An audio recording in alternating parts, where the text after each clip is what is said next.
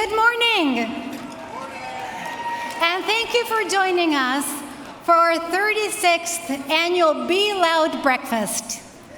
Muy buenos días a todos y bienvenidos a la edición número 36 de nuestro desayuno anual. Today we come together as a community to raise our voices, engage with purpose, and give with generosity. My name is Augustina. I am the Director of Clinical Services at the King County Sexual Assault Resource Center, or KCSARC for short. I am also a member of our Dan DeVos team, which ensures that our Spanish-speaking clients and their families can have full access to all of our direct services, including therapy, client care, legal advocacy, and family services provided by our dedicated Spanish-speaking bilingual staff. Thank you.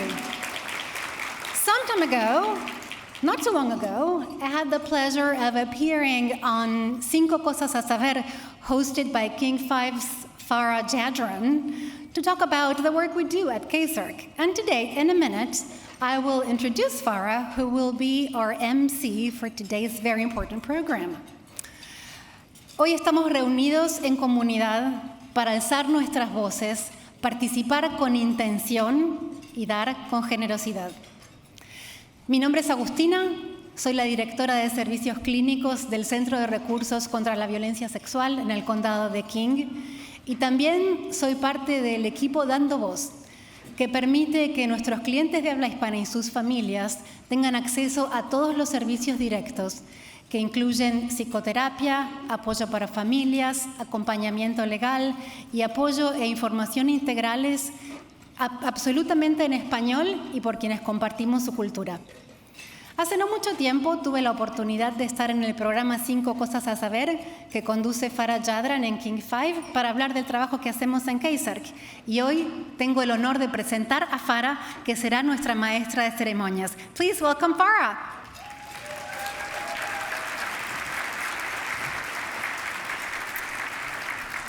Gracias, Agustina. Es un gran placer para mí estar aquí. I want to thank everyone for being here this morning. I am thrilled to serve as your MC once again. As someone who deeply values the community engagement and empowerment by this organization, I'm inspired by the impact of KCSARC. As a nonprofit in this community, this is why we all got up early this morning, maybe extra early for some of us. We're here to support survivors and the incredible work of this organization. To begin our journey, I want to invite all of you to join us in acknowledging the land that we stand on.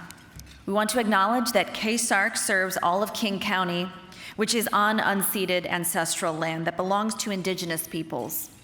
These lands are the traditional home of the Coast Salish people, which includes but is not limited to the Duwamish, Muckleshoot, Puyallup, Snoqualmie, Stillaguamish, Suquamish, and Tulalip tribes. These acknowledgements do not fulfill our obligations to build and foster authentic relationships with indigenous communities, but serves as a step in honoring the land that we are on. So thank you.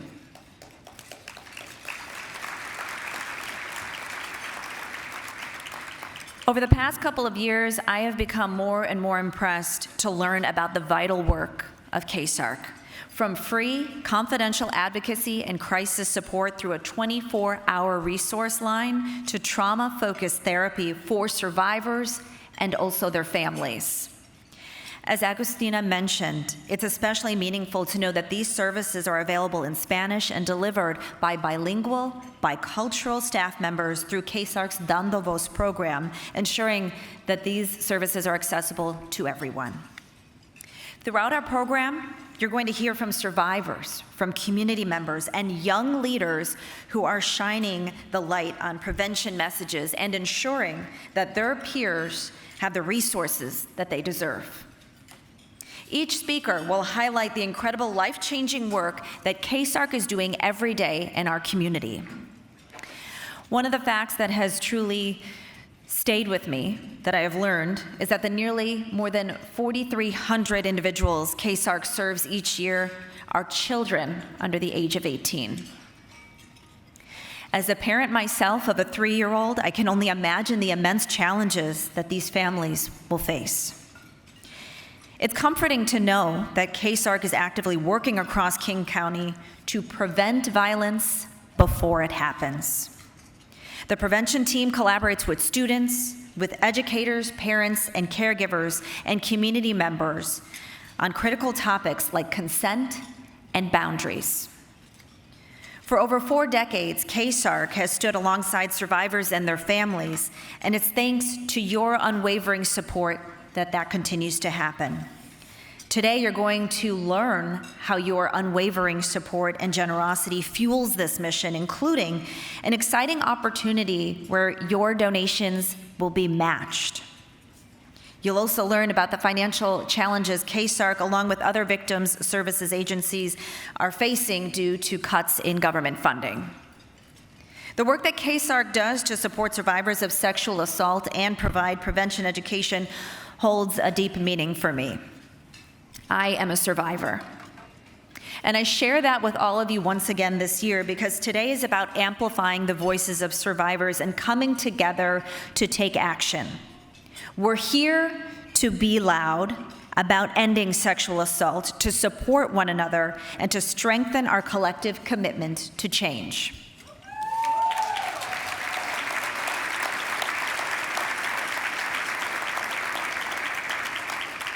One of the most powerful moments of this event that happens every year is about to happen.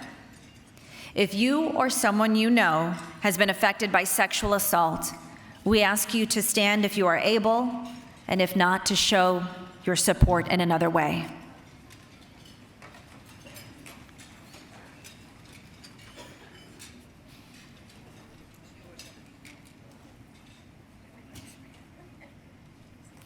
I don't know about all of you, but I get chills at this moment.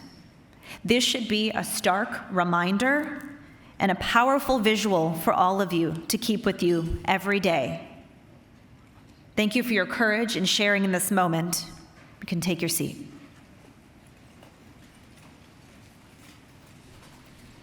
It's now my great privilege to introduce Marilyn Sharon, KCSARC's board president.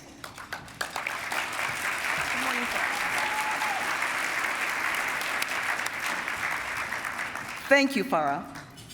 On behalf of the entire KCSARC board, I extend a heartfelt welcome to the 36th annual Be Loud Breakfast.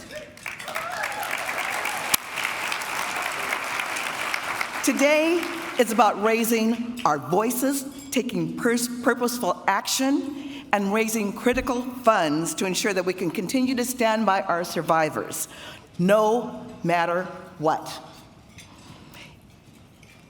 Even in the face of significantly reduced governmental funding, we remain steadfast to our mission. Why is this so important? Because KCSARC changes lives, and we're counting on your support to continue this essential work. So, first of all, before going on about what it is that we do, I'd like to thank our elected officials who've joined us today. Your partnership and unwavering support make a profound difference. You've helped us in countless ways, and we are truly grateful for your efforts to support victims and survivors. Elected officials, please stand if you can, or just raise your hand so that we can recognize and thank you for your wonderful support.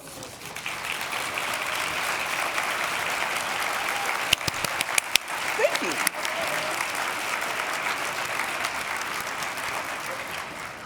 Your dedication and advocating for survivors to ensure access to services is instrumental in what we do. When you support prevention, treatment, and policy development, you amplify our mission and expand our impact. We're deeply honored to have you here today. To the newly elected officials, this may be your first breakfast, and we, first of all, congratulate you and thank you for joining us.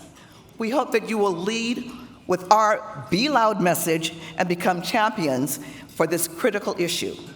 Thank you again to all of our elected officials.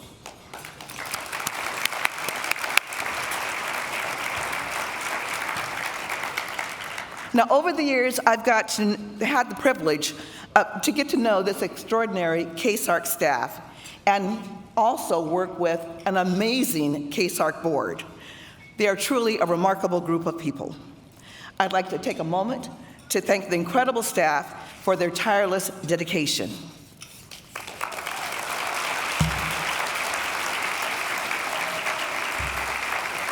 And to the board members of KCSARC, you are volunteers. Everyone has lives outside of what we do. I want to thank my amazing, wonderful board for supporting me, supporting KCSARC, supporting our efforts.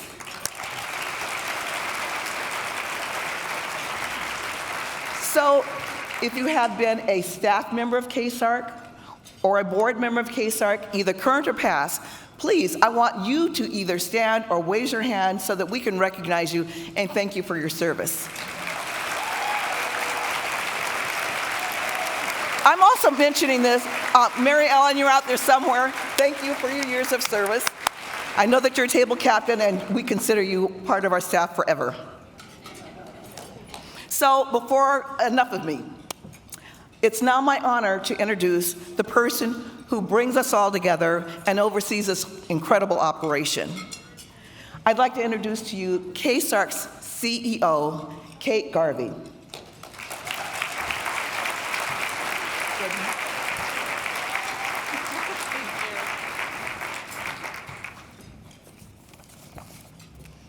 Good morning, everyone. Thank you all for being here and for believing in our mission. Seeing so many of you share today that you or someone you know has been affected by sexual assault underscores why we exist. We're here to provide comprehensive services to all survivors in our community.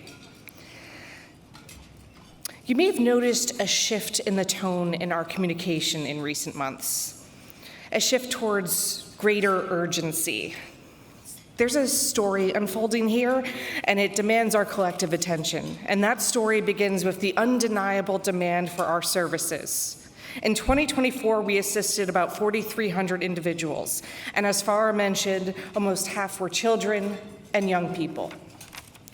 While legal cases are starting to move again, many survivors are still waiting years for resolution, and they remain in need of our support. Our advocates and therapists work together to make sure that all clients receive high quality and comprehensive care. One of the most notable trends that we're seeing is the surge in clients seeking assistance through our Don de Voz program, a reflection of the growing need for services in both English and Spanish. The rise in demand for these services is beyond question, and it reinforces our commitment to ensuring that no one is left behind. We're also seeing an alarming increase in the number of teenage victims of online stalking, harassment, and exploitation. This is a reality we cannot ignore, and one of the reasons why we remain so deeply committed to prevention. In 2024, we reached nearly 9,000 individuals through our prevention education program, and we know that the need is far greater. What we know is that sexual abuse is prevalent in every part of our society. And 1 in 4 girls and 1 in 6 boys will experience sexual abuse during their childhood. We also know that rape is the most underreported crime, and that 2/3 of sexual assaults never are reported to police. While these numbers provide valuable insight, it's the voices of our clients that truly bring this issue to life. Their words are filled with strength and resilience, adding depth beyond those numbers.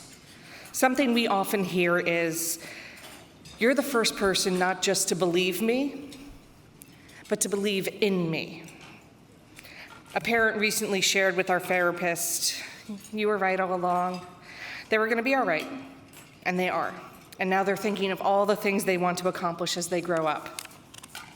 A client messaged one of our therapists to let them know that they're doing really well, and included a picture of their graduation certificate from therapy that's hanging on their wall. You know, hearing from our clients is a good reminder as why it's important to be loud. You all have Be Loud buttons on your table. Some of you have joined us before, and you may have a collection of these buttons in a variety of colors. Some of you, this may be your first, but all of them are a reminder. You can't change what you can't talk about. So I challenge you, wear the button. Wear it to your next meeting, wear it when you pick up your kids today, wear it with the next time when you're with your grandchildren, wear it when you're out with a friend for coffee, and share with them that you were here today and why supporting KCSARC is so important. Or you could pass it along with one of our resource line cards so to let someone know that they can be helped by our services and that they're not alone. You know, I'm so grateful that we're here gathered today, but this isn't just a today problem. This is a 365-a-day year problem. So let that button serve as a reminder to be loud against sexual violence every day.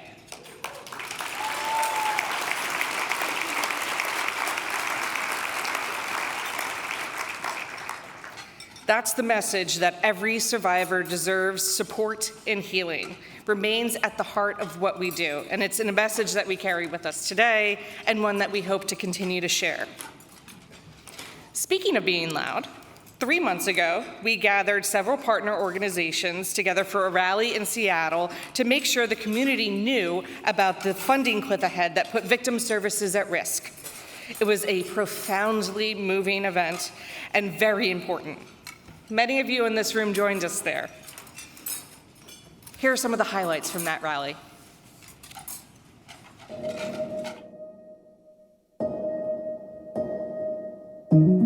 On December 7th, we came together as a determined, united community to stand with survivors and demand action.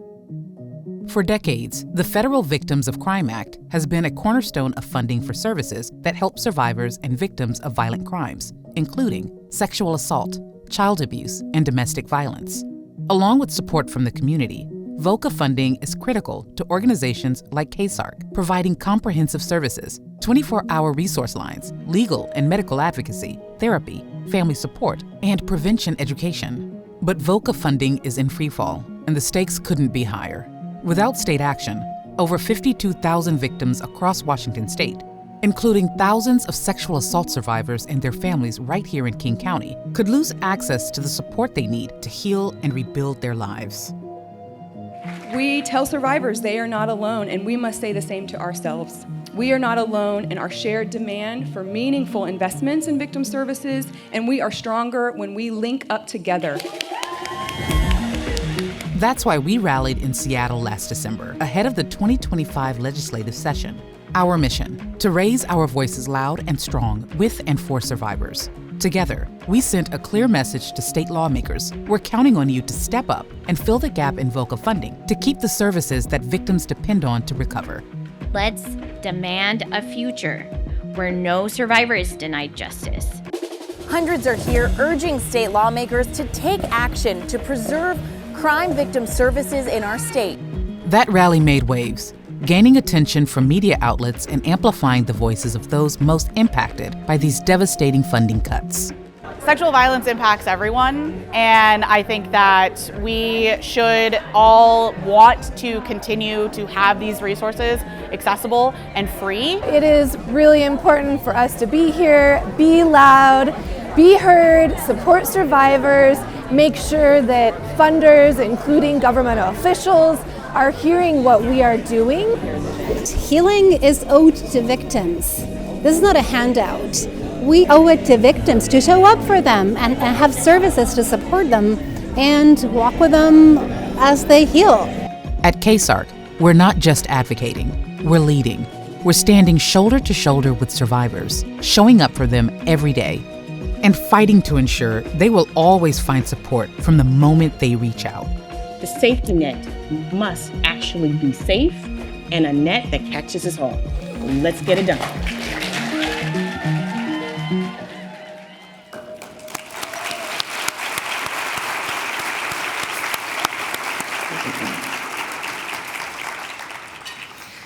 So as you can see, we are doing everything in our power to make sure that the services survivors expect to remain available do so.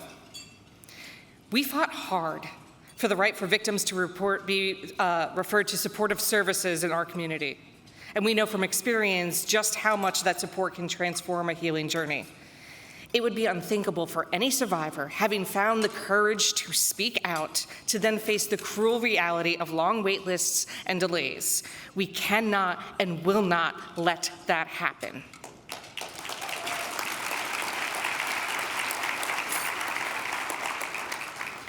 We're grateful for all of your help helping us to amplify our voice, from the postcards you filled out at the rally to the response to our action alerts so far.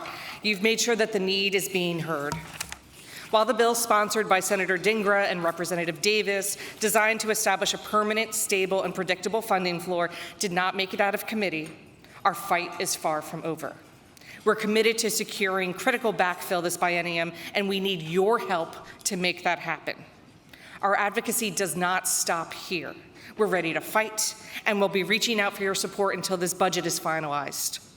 Please stay tuned and keep an eye out in your inboxes for important updates from us and actions that we'll need you to take. Together, we can make a difference. Despite the uncertainty we face, I want you to know this: we remain filled with hope. One of the year's highlights has been the incredible work of our prevention team, who continue to deliver powerful, game-changing strategies throughout King County. The demand for this critical education has never been higher. In addition to their outreach, the team has been partnering with high school students to support the amazing work these young leaders are doing in their own communities. In fact, 2 of these students visited our offices to lead a training session for our entire staff. The presentation was not only highly informative, but it was exceptionally well done. Building on this momentum, the prevention team, along with 4 youth leaders who you're about to meet, established KCSARC's Youth Advisory Council. And I'm thrilled for you to hear directly from these extraordinary young people about their passion and dedication and how they're driving real change, inspiring others, and making a meaningful difference in our community. My freshman year of high school, I got involved in sexual violence prevention work almost entirely by accident. I had a friend who decided to take some power in their own harmful experience and wanted to change the culture of the school, and they came to me to get help and build a project with that. Why I got involved originally is in freshman year, I had a very traumatic experience. After I went to trauma therapy and really dealt with what happened to me, I knew for youth, it wasn't talked about enough, and I think it's something to shed light on because it happens more than you know. I found that once I entered high school, educators will often leave these crucial lessons about relationship health and prevention for students to navigate on their own, and this can sometimes be through dangerous life experiences. So I started a group at my high school to start these conversations earlier because I think it's important to have these conversations so we're not uncomfortable when it's brought up, either with friends, family, or even if it happens to yourself. Lily and I co-founded the Sexual Violence Resource Group at our school so that we could create a broader club designed on sexual violence prevention within our community. It was kind of 2 guys in a basement for like a while. That's kind of our joke that we've always had. We got more people. The next year we got 20 people. This week in the Sexual Violence Resource Group, we're going to be kind of brainstorming some more ideas on how we can continue our advocacy into the 2nd semester. It's been absolutely great. We've had tons and tons of social media posts. We had a poster campaign. We've been polling the student body a lot more and realizing like where's everybody's knowledge gap at? Where does like information really need to be? As soon as we had more members start to join, we realized that we were kind of looking beyond our own self-taught expertise. So we brought in KCSARC to give training to our team. We also had KCSARC train all of our teachers and offer a specific program that we are calling the Teal Ribbon Project. Teachers can designate themselves as safe spaces for students. The KCSARC prevention team came up to Ellen and I and they told us that they were going to start a youth advisory council to get more youth perspective. We were thinking about how we could connect our efforts in our own school community with efforts in other school communities. And that's kind of where the KCSARC Youth Advisory Council was born. Not only were Lily and I having these conversations, but also Haley and Avery and other students who wanted to collaborate together. On the Youth Advisory Council, we meet twice a month. We update each other on what's been going on at our schools lately, so what we've been doing in our respective advocacy groups. And we also help support KCSARC's events, so we were at the rally a few months ago. I'm super grateful for meeting Avery, Lily, and Ellen, and just learning about what they're doing at their schools and being inspired with their ideas. KCSARC's Youth Advisory Council is genuine. It's not just like a little check off on the CV. Everybody is driven, everybody is dedicated to the work, the Youth Advisory Board is like a testament that like you're never too young to start something and you're never too young to make a change.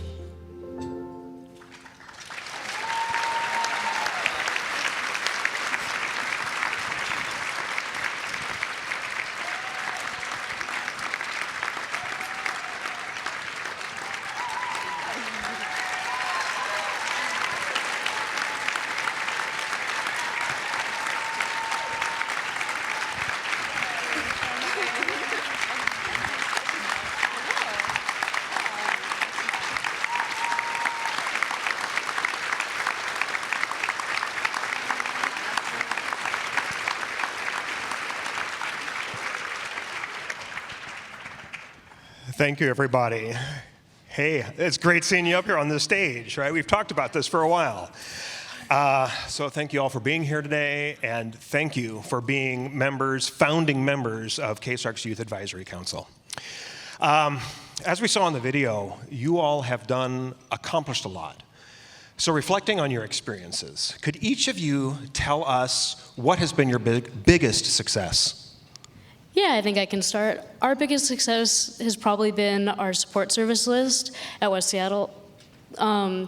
It's a comprehensive resource list of over 500 different resources, or somewhere between 400 and 500 different resources in the Seattle and also King County area to support students and youth for a variety of different issues, such as sexual violence, substance abuse, housing, education, literally just the whole 9 yards.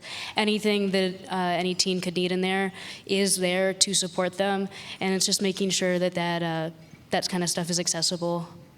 It is a really amazing resource guide. I know that some of our legal advocates and even our resource line uses that, so we appreciate that. Yeah, I think that, I think that one of my biggest successes and one of the biggest successes of the Sexual Violence Resource Group has just been the increased prevalence of conversations about consent and kind of this cultural shift where when I first started high school, I didn't really hear about relationship health. I didn't hear about consent more than for half an hour in a health class lesson. And now I walk through the halls of my school and I see them decorated with the posters that we've created and the work that we've done. That just makes me incredibly proud. Well, that's changing school culture. That's amazing. Haley, how about you? I lead an advocacy group at my school, and it's been super cool to kind of see it grow. I've been able to unite a bunch of different student groups together. I work with a lot of sports teams, so kind of seeing all the students unite under this one cause, one mission has been super inspiring. Yeah. It's so great that you are able to bring different groups of students together. That's amazing. And Avery, how about yourself? I would say my biggest success is probably being with you here all today. I've been coming to this breakfast for the past 3 years, and I'm looking in the audience and seeing quite a bit of youth, which in the previous years has not been there. So, and also being up here with them has been a really great experience. Excellent. I know your goal has been to get more youth involved, so that's amazing. So, Ellen, Haley, and Avery, can you say a little bit about what it has meant to have KCSARC as a resource? Yeah, I can start. I think without KCSARC, I really don't know where I would be or where the Sexual Violence Resource Group would be. The support of KCSARC has really bolstered all of our programs. Without you guys, we wouldn't have the Teal Ribbon Project. Those trainings that we were able to get for free for our entire staff body wouldn't have been able to happen. And also, you guys just provide so much compassion and support and encouragement, and I'm not sure I would have been able to do 4 years of this work without you guys. So thank you. Thank you.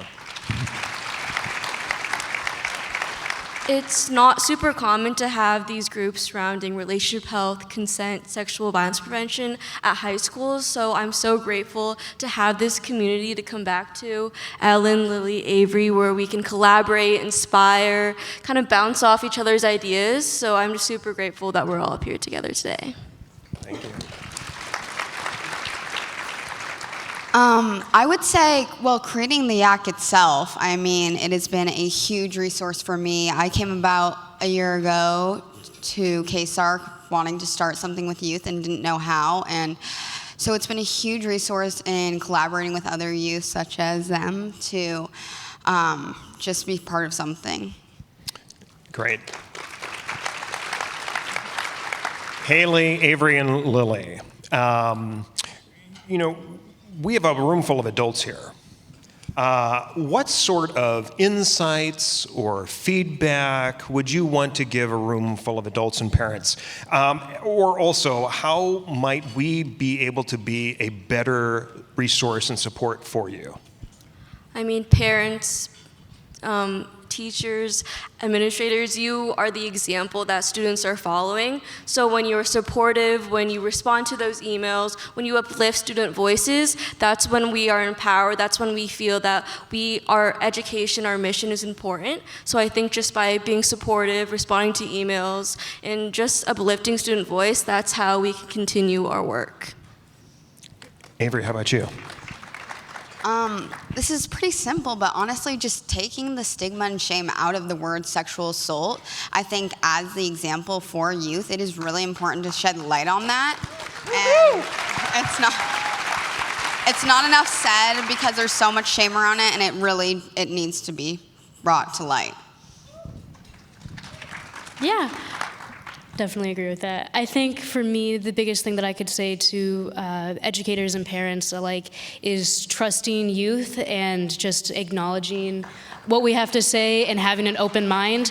I tend to notice that a lot of adults can be very narrow-minded in their opinion on sexual assault, and specifically believing that youth don't necessarily have the perspective that we do on it. And the thing is that we experience it very similarly. And it's just, you want to trust our opinions, and you want to agree with them, and you want to acknowledge that we have very valid and equal perspectives as your own. And it's just, I think my biggest thing would just be having an open mind and believing what youth have to say.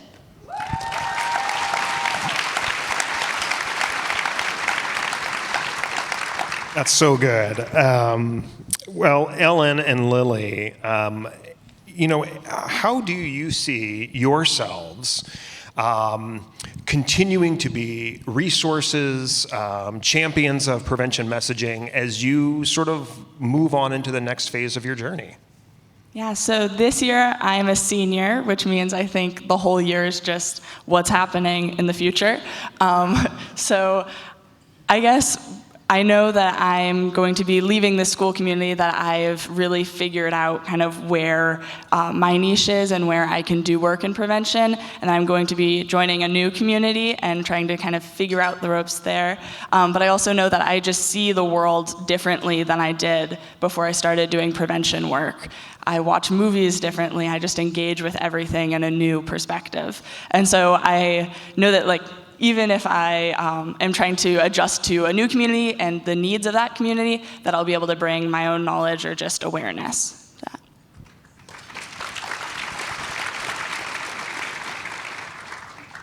I think for me, I'm definitely not a senior. Unfortunately, I have one more year, so people aren't, able to get rid of me just yet. But I think the biggest thing is that I've been working with Ellen for so long, and we've been such great friends during our whole journey, and it's just making sure that at our school, our group is sustainable and it continues long after us, and that all of our projects that we have continue, and that KCSARC continues to be our partner at our school, even without Ellen and I there, which can always be fun with administrators.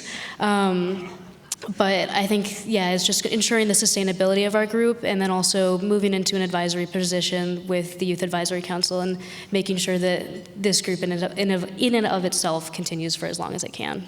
Yeah. Well, we were looking forward to that. So in wrapping up, this one for all of you, what gives you hope for the future?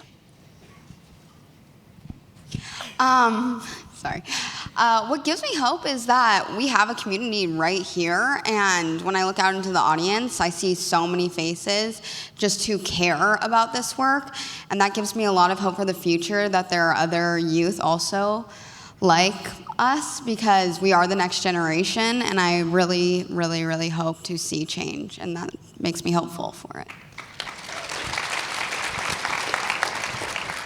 I'm hopeful when students come up to me, especially if they previously didn't know anything about consent or sexual violence prevention before. They come up to me interested, wanting to learn more, wanting to join the group I've started at my school. And I feel hopeful that after I leave, that the group will continue to grow and will continue to help the community learn more about this mission. I feel hopeful when I remember that change is happening, even if it sometimes feels slow. Just kind of in the work that I've done at my own school, it sometimes feels like we're not making any progress. But again, you can stop and think 4 years ago, those posters didn't exist. This conversation wasn't happening. So that gives me hope.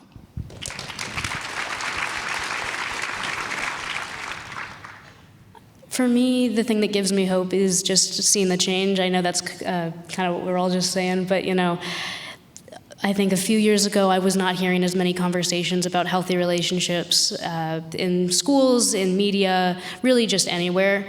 You see all the different kind of rom-coms and all that kind of stuff where you just have the, textbook unhealthy relationship or textbook abusive relationship that's being martyrized.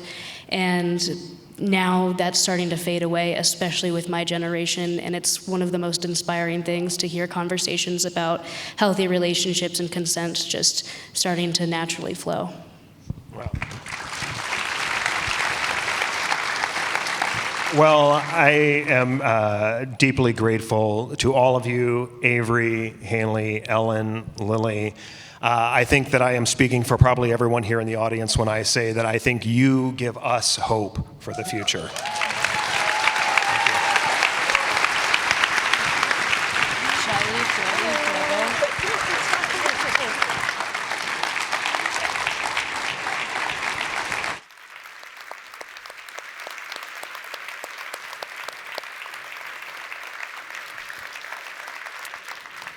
I also want to thank the Youth Advisory Council. That's some incredible work young people are doing right now. I think back to when I was their age. I wish that I was involved in something like that it was offered, that it was being built up. It's so important to have them doing this work now so it can be continued long after all of the work that we have done together as a community. If you do know a young person you think would be interested in joining the Youth Advisory Council, we're going to send an email after the event where you'll find resources there, or you can go to the KCSARC website to learn more as well. So in addition to our Youth Advisory Council, the community is full of so many people who are supporting KCSARC, and they're passionate about their work they're doing with the nonprofit. I'm honored now to introduce 3 of the amazing community members that we call Be Loud Advocates. Right now, you're going to hear from King County Council Vice Chair Sarah Perry, local chef and owner of Jewel and Revel Restaurants, Rachel Yang, and Schroeder, Goldmark, and Bender attorney and KCSARC board member, Becky Rowe.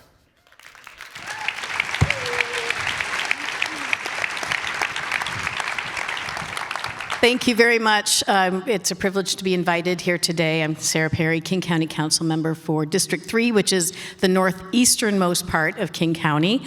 It is no surprise to hear again today that sexual assault is reported in far fewer numbers than actually happen. We know that.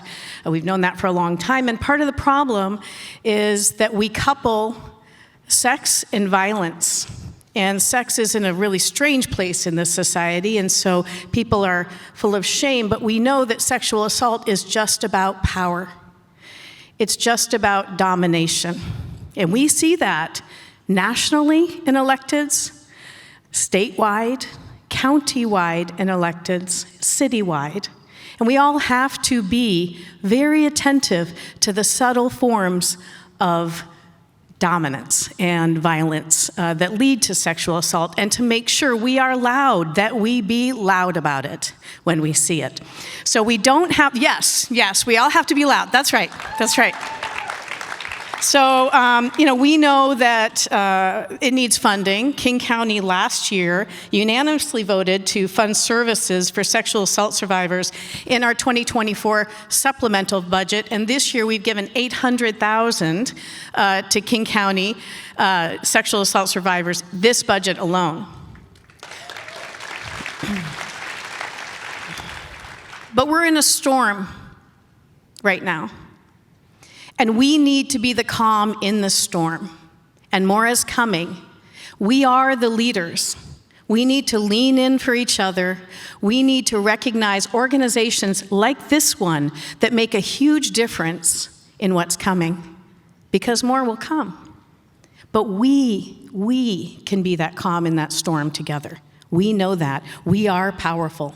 We are very powerful. These students here show us how powerful we are and what's coming as well. So I just really encourage us to support the organizations that we believe in that are doing amazing work, and this is that organization. We all need to lean in to support this organization. So I want to thank all of the staff with KCSARC for the work you do, and I want to thank everybody here for coming today. They had to cut the registration off on Sunday. So that's great news. Thank you very much to KCSARC, and thank you to you all for leaning in and being the calm in the storm that we need to meet everybody with compassion and support so we can get through this together.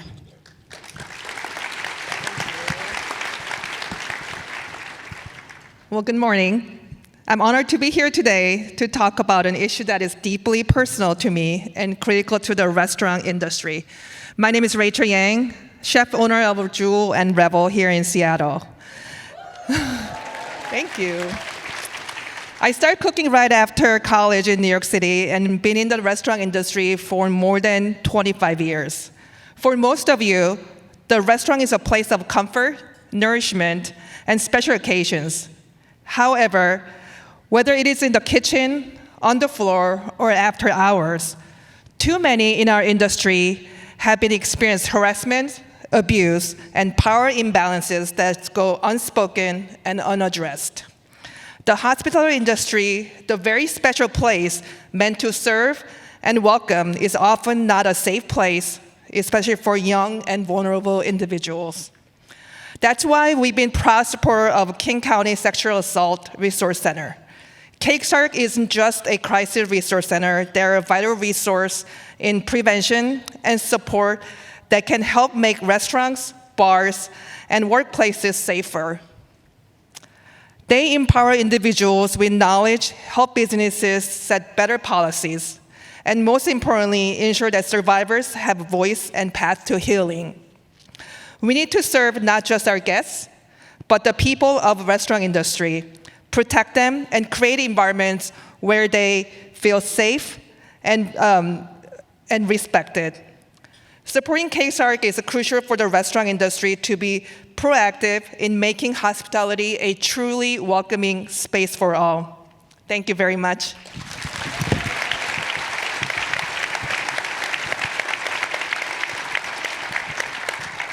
Good morning. I don't know about the rest of you, but I had the greatest sense of hope I've had in about 4 months this morning with those young women on the Youth Advisory Board. Whew. I'm so glad they're coming up. There's many different reasons to be devoted to KCSARC, because KCSARC does so many different things. As a sexual assault prosecutor in King County from 1977 to 1994, my thing, thank you. My thing is the legal advocacy program. It has been invaluable since way back when Mary Ellen and I were starting out together on this adventure. They are invaluable to help victims who are going through the legal system and reporting to police. For anyone who hasn't experienced it, the criminal justice system is not for the faint of heart. There are a lot of reasons why there is such dramatic underreporting of sexual assault, has been and continues to be. And while the degree of unfriendliness of the system varies over time, the importance of the legal advocate has stayed constant and, in fact, currently increasing. The prosecutor is not, much to the surprise of many people who get in the system, the prosecutor does not represent the victim and does not advocate for the victim. They can be, through compassion and caring and communication, they can make the process less unfriendly, but at the baseline, they have obligations to criminal defendants to turn over discovery, unfavorable evidence that may be harmful or damaging to the victim. And they, at the end of the day, while they hopefully receive and adjust to a victim's input about the outcome, they don't have any real impact. The advocate, on the other hand, from KCSARC, has no split loyalty, no dual loyalty. Their loyalty is to the victim and represent the interests of the victim. This comes to tracking the case progress, or lack thereof, pushing, making sure victims know about their legal rights as victims under the statutes, and occasionally, having to reach out to people to come in pro bono and try to help victims. So their role is absolutely vital. And I forgot, one of the most important things, the victim advocate can be present with the victim every step of the way, and really no one else in the process can. So the legal advocacy program is why I have been devoted to this organization for coming up on a half century, and will continue to help fight for the rights of victims once they should land themselves in the unfortunate position of the legal system. So thank you all for coming, and we really need your support now more than ever. Thank you.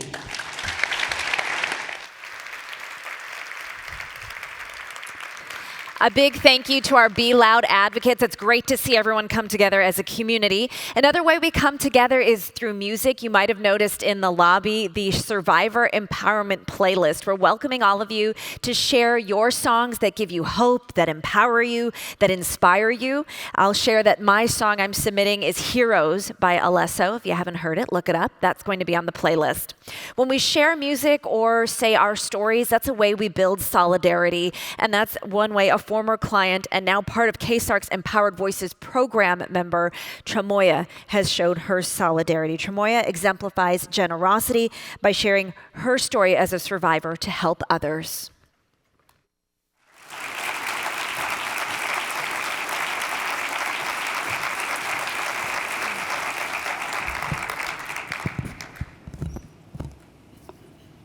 Hi. Well, before I get started, I just wanted to say that never do I ever operate at such high levels so early in the morning, so please bear with me. Yeah. Okay, good morning. My name is Tramoya. I'm a woman of faith, a mother, prior service member, Midwest native, psychology major, KCSARC Empowered Voices member, and much more. And today I'll be sharing a little bit about my life before, during, and after receiving services from KCSARC. My life before PTSD therapy was complicated. Before I was groomed and sexually abused by my stepfather, I was an adventurous kid that loved to play in nature, read, invent things, decorate, organize my room, and I loved to sing and write music. I loved playing in the woods. I enjoyed jumping over creeks, walking on logs, and going as deep into the woods as I could possibly go. I loved reading book series like Goosebumps and a series of Unfortunate Events. I loved these series because I enjoyed putting myself in the shoes of the main characters and simply using them as an escape from my then current circumstances. I would decorate my room once a week and find unique ways to place my furniture so it could be different from the week prior. In the 8th grade, I created a tablet with a solar feature that allows energy to be absorbed by the sun to charge the battery. I carefully considered every detail of that tablet, and it took up nearly my entire notebook. I also seemed to be really good at writing songs with a bridge, a hook, multiple choruses. I enjoyed finding my voice while singing and deliberately considering the sound and flow of the song to make it catchy and appealing to others. After the abuse, I became angry, depressed, anxious, avoidant, and many other things. Everything that made me who I am, I lost for more than a decade. From the ages of 12 to 23, I lived in complete darkness with my abuse invading every aspect of my life. In my later teen years, I became hypersexual, which put me in unsafe situations with unsafe men. I was victimized in various ways by men I was supposed to trust, like my school's vice principal, who had strategically groomed me. It was not until I learned from a workshop provided by KCSARC that I was groomed numerous times as a minor. And later, I was also sexually assaulted by a previous longtime partner. And this encounter cut me deeper than any other. And I've had instances instances of abuse, but I don't have enough time to share them all with you this morning. These constant breaches of trust and safety caused me to see men as my enemy. No matter if it was a family member, coworker, or stranger, I believed that all men were out to get me, which I'm still sorting out till this day. Also, during this period of darkness, when people would acknowledge me, they would acknowledge the shape of my body. So at an early age, my identity became being a sex object and a symbol of pleasure for others. I was always irritable from being depressed and not knowing why. I felt unworthy of love or anything good, so I would sabotage myself. I would also often disassociate. I could be in a meeting and leave that meeting not being able to recall most of it, which hindered productivity. I felt disconnected from myself and others, which hinders deep personal connection. I was unaware of my actions and thoughts, and because I was so disconnected from myself, which strained my personal relationships. It was not until I found my faith that I was awakened to myself and the reality of my life.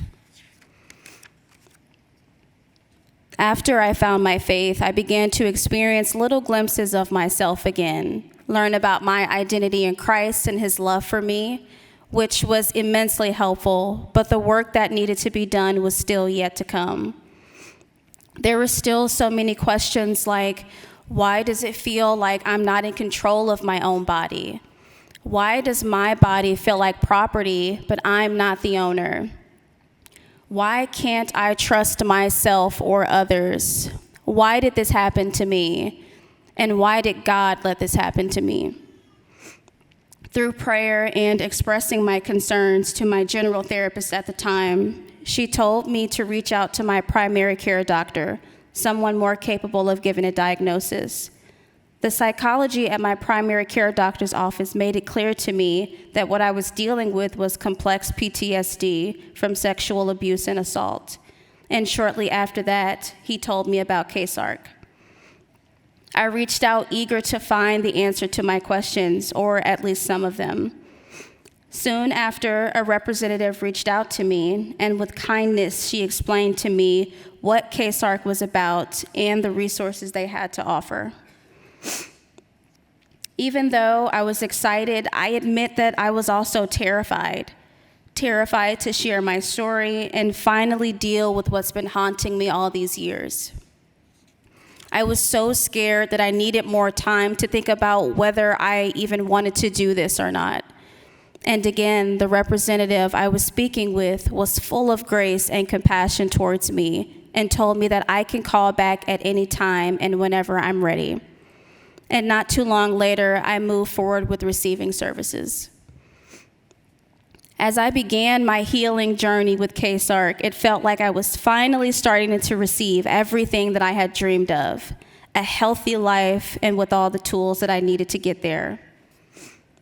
The best way to explain the process of healing through PTSD is like being in a beautiful room full of everything you could ever want. You have your favorite snacks, your favorite books, drinks, lighting, furniture, everything. But then the trigger comes. And the room is no longer this lavish place of familiarity and comfort, and the only other thing that stands out is the spotlight above you. In reality, the furniture is still there, but for some reason, you just can't see it. You run as fast as you can in every direction, but nothing is there. Then the door opened behind you, and there's a person waving their hands and inviting you to come out. And they mention they have come to rescue you. That person is KCSARC for me and many other men and women with the same story that I have.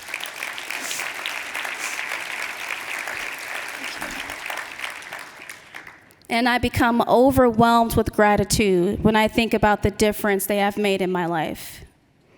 Two of the biggest transformational moments during treatment was reconnecting with myself again and understanding that my abuse was not my fault. What's interesting is that for all those years, I didn't know I was disconnected from myself until I started to tell my story and observe it with my KCSARC therapist. It turns out that when I would revisit the memories of my abuse, I would often see it as a scene in a movie or like I was reading a book about a character who had suffered from things no one should ever have to go through. It turns out that that little girl was me, and it was time for me to mourn the further loss of my innocence, to comfort myself, show compassion. And it made me want to do everything in my power to protect my daughter and every child in my care. It turns out that I also had taken full responsibility for what had happened to me. When working through my stuck points, I would start off with my statements with sayings like, because I, or I allowed. And I even had the nerve to judge my 8-year-old self for not giving enough pushback during my abuse. Before I turned 18, I promised myself that the moment I became an adult, I would be in control of my own life and would be able to protect myself, unlike those who did not protect me when I was a child. And when that failed, I blamed myself. It took time for me to understand that an adult decided to take advantage of a child, and there was nothing that that child could have done to protect themselves. And if someone much stronger than me chose to use their power to abuse me, what could I have done? It was at this moment when I started to place the blame on the people who committed these crimes, not on myself. And then I received the biggest answer of all. God did not intend this for me, but he does intend to redeem it and heal me so I can take part in the healing of others.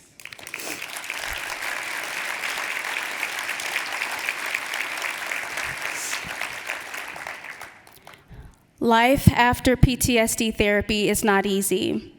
It is a constant fight to choose the life that I deserve and that my daughter deserves.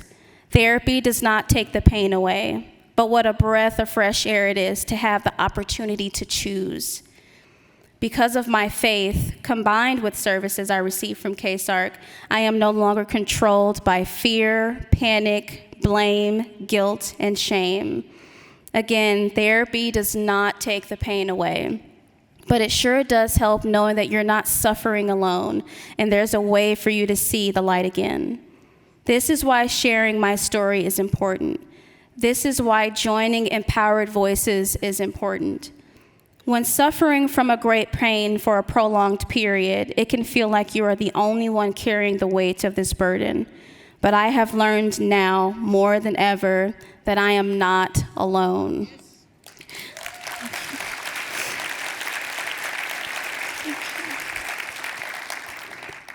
There is someone out there that can answer my questions. There is someone out there that understands me. And there is someone out there that wants to help me.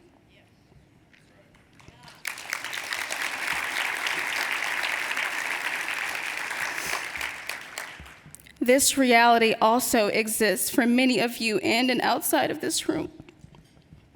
There is good news. There is hope. I can be whole again. You can be whole again. Thank you.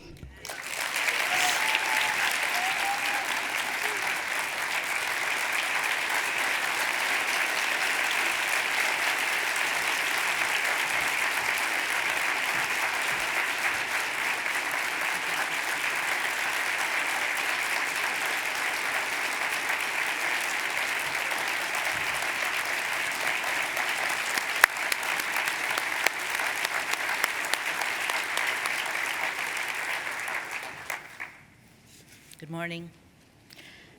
My name is Deanna Schutz, and I'm proud to serve on the KCSARC board. I'm going to start by extending my heartfelt thanks to Tremoya for sharing her story. Her courage is inspiring, and it reminds us of why we're all here, to support KCSARC, an organization that makes a difference. I also want to express my deep gratitude to each of you being here today, in person, in the morning. In a world filled with endless demands on our time, your presence here speaks volumes. It sends a powerful message to survivors in our community. We believe you. You are not alone. As you've heard Kate talk about today, we're facing a storm, a funding storm, and we can't let it take hold. Imagine not knowing where to go after experiencing sexual assault, trying to navigate the legal system while coping with the physical, emotional, and psychological toll of sexual assault. Imagine not having hope or light and support like Tremoya spoke of. Imagine trying to heal alone. None of us wants this for ourselves, our loved ones, or our community. And that's why we're here today, to ensure that no one has to do this alone. We've heard the numbers. They're frightening, they're enraging, they're mind-boggling. But I urge you not to be overwhelmed. Be motivated. Together, we have the power to make an impact. So right now, I'm asking each one of you to make a commitment. Be there for survivors and ensure that KCSARC can continue providing critical comprehensive services to our community. With your contributions, we can weather this storm together. And here's the good news. Every gift made by 11:59 p.m. tonight will be matched dollar for dollar by a generous group of donors. That means that your support will go twice as far. So you have time now to give and to encourage a friend or family member to do the same. Of course, it's simple. At the back of your program, you'll find a Tearaway pledge card.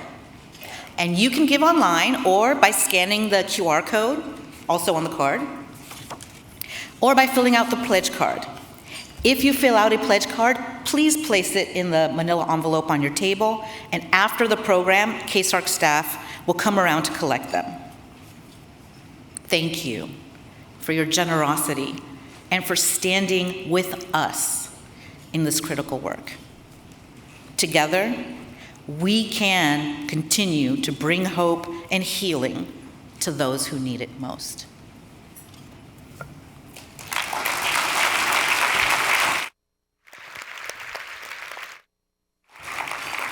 Thank you so much, Diana, for your invaluable service to the board.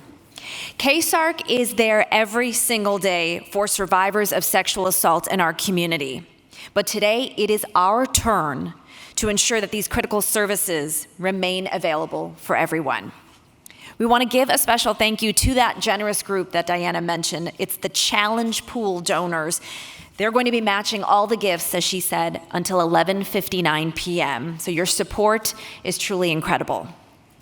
To our amazing table captains, thank you. You are a driving force behind the success of this event every year. Your leadership and dedication and support to survivors is invaluable. We want to give an extra thank you to those who have championed this event for more than a decade. Believe it or not, there are some table captains who've been doing it for more than a decade. That's inspiring to all of us, and we are deeply grateful for your support. As a reminder, table captains, please be sure to have your guests complete their pledge cards, put them in those manila envelopes, and afterwards, KCSARC staff members will collect them. I also want to be sure to acknowledge our Be Loud Club members. Your steadfast support and willingness to participate in advocacy makes a difference for survivors in our community. We couldn't have gathered here today with the incredible support of our sponsors. Your generosity makes a real difference in the community. Let's save our applause for the end as we thank all of our sponsors. First, our presenting sponsor, Amazon. Thank you to our premier sponsor, the Muckleshoot Indian Tribe. Thank you to our media sponsor, the Seattle Times. Thank you to our hero sponsors, Costco Wholesale, Expeditors, and Schroeder, Goldmark, and Bender. Thank you to our visionary sponsors, Alaska Airlines, Archdiocese of Seattle, Cheryl L. Snow, and Uber Technologies. And a thank you to our champion sponsors, Seyfarth Shaw LLP and Symetra. And thank you to our advocate in kind and partner sponsors.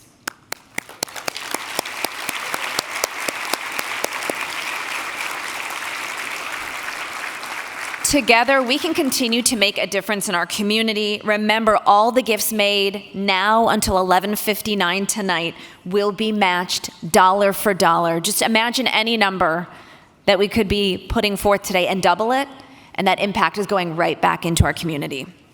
Go out there and be loud for all survivors, and thank you for being a part of the solution. Have a great morning. Make it a positive day.